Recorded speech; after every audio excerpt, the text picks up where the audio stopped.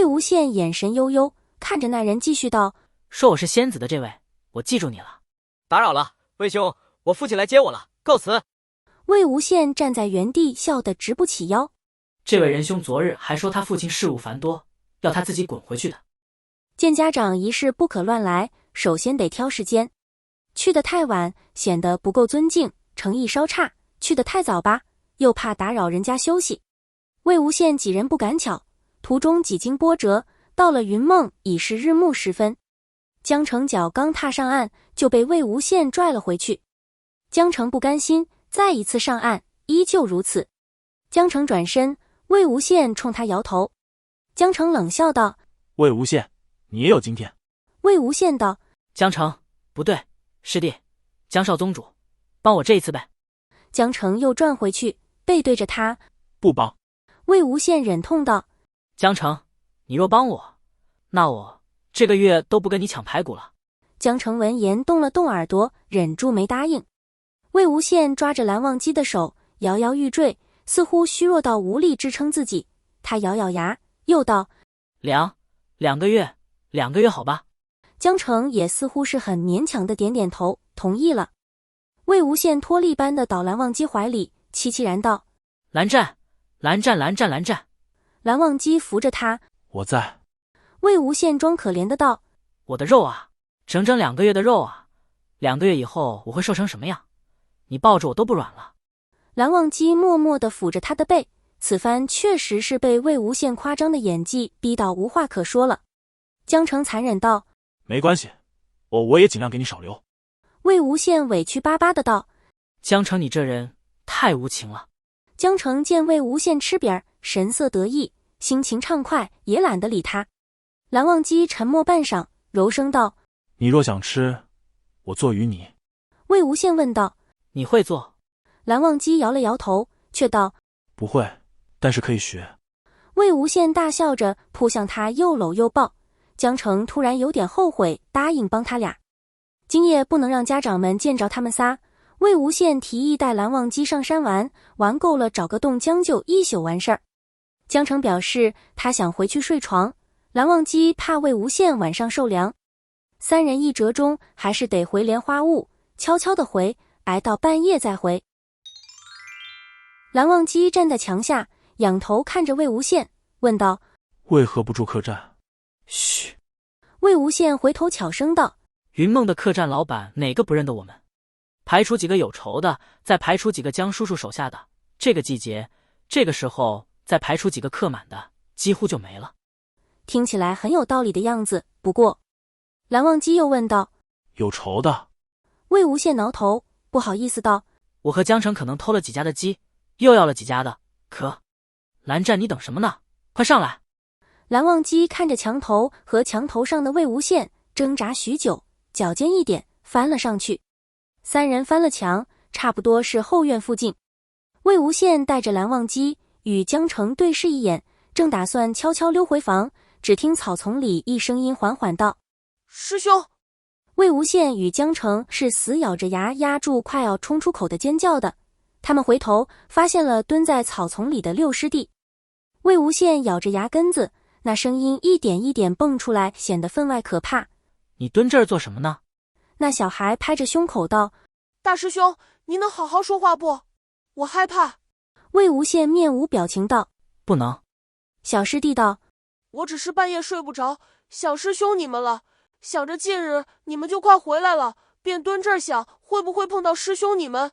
我还想着许是碰不到呢，谁放着大门不走，偏偏要翻墙的。然后师兄你们就从墙头上下来了。哦，还拐了个如此标致的公子回来。”不走大门的师兄们无法反驳，标致的公子蓝忘机有点尴尬。魏无羡故意不理会小师弟口中的翻墙内容，问道：“你半夜出来就不怕于夫人罚你？”小师弟摇头道：“不怕，于夫人夜猎去了，前几日刚走，许是再过几月才回来。”几人这才松了口气。魏无羡道：“蓝湛，你真乃上天的宠儿。”小师弟蹲久了，腿麻了，换了个姿势，目光转向旁边的蓝忘机，问道：“大师兄，你从哪拐来的这么标致的公子？是留着下次用来弃金孔雀的吗？”众所周知，金子轩可金贵他那张排名第3的脸，连花雾的师兄弟们不服，一致对外，私自把金子轩定在了第5。当然，私下里还是私下里，金子轩那张脸的地位确实无法撼动。每次金夫人领着金子轩来云梦，哥儿几个都得想方设法把他气个半死。如今终于找招法对他的脸下手了，小师弟很兴奋。魏无羡一巴掌呼在小师弟脑袋上，为什么是我拐人，不是他拐我？说完仔细想想，右手攥成拳敲在左掌心，终于恍然大悟，原来我才是被拐走的那个。从幼时蓝忘机抱着他坚持定下婚约，到长大后蓝忘机用一纸假婚约骗了他好几个月的亲密接触，最后假的变成真的。想想这蓝忘机竟只用一张纸就把他这个云梦首席大弟子骗给了姑苏。魏无羡悠悠地看着蓝忘机，又想起两人提前洞房那天，这人有实力有心机，我若嫁过去，岂不是真的一辈子都翻不了身？蓝忘机感受到他的目光，转身回望，似是知晓他内心所想，嘴角往上翘了一下，机不可见。魏无羡上下打量着蓝忘机，那世家公子榜上排名第2的脸蛋儿，那谪仙般不凡的气质，那裹在白衣下完美的身材。算了算了，管那么多做甚？魏无羡，你有美人陪着还不知足？魏无羡特别没骨气地沉溺在温柔之中，屈服在美色之下，什么拐不拐，谁拐谁的问题通通抛之脑后。江澄习惯了，也懒得管了，默默扭头去看墙角青台。六师弟年纪虽小，此时却也觉气氛不对，看着自家大师兄与那标致公子站一起，怎么看怎么不顺眼。随后特别自觉地站在魏无羡前面，把两人隔开，警惕道：你要做什么？离我家大师兄远点。江澄心中赞道：六师弟干得好。几人在回房的路上，小师弟走在魏无羡与蓝忘机中间，左手抓着魏无羡，右手挡着蓝忘机，防他就如同蓝启人防魏无羡一样，面面俱到，唯恐对方趁虚而入。魏无羡想着，江叔叔上次回来后，应是看着猴孩子们得知师姐与金孔雀解除婚约的消息以后太激动，就不忍心把不小心陪了一个大师兄出去的消息告诉他们。他挠挠头，看着小师弟一副护犊子的模样，突然有点理解江丰年当初的心情，忍住没把你大师兄已经被那人拐跑了，防着也没用的消息告诉他。几人先是行到江澄寝室附近，与江澄道别，而后是魏无羡的。小师弟挡着门：你不能进去。魏无羡心中好笑，也惊奇六师弟竟不怕蓝忘机。他低头看去，六师弟的腿正打着颤。噗，哈哈哈！小师弟委屈得快哭了。大师兄！魏无羡笑得扶着门框直不起腰来。哈，师弟，你腿哈哈哈，你腿在抖。小师弟咬着牙，渲然欲泣。魏无羡强忍笑意，安慰道：好了好了，没什么好笑的，夜深了，快回去歇着吧。小师弟犹犹豫豫，虽然害怕，但还是恶狠狠地瞪了一眼正欲进屋的蓝忘机。魏无羡无奈道：放心吧，你见谁打得过你大师兄？小师弟回忆：好像真没见大师兄败过，那白衣服的看上去斯斯文文的，应是打不过大师兄的。魏无羡趁热打铁道：就他这样的，我一拳能打10个。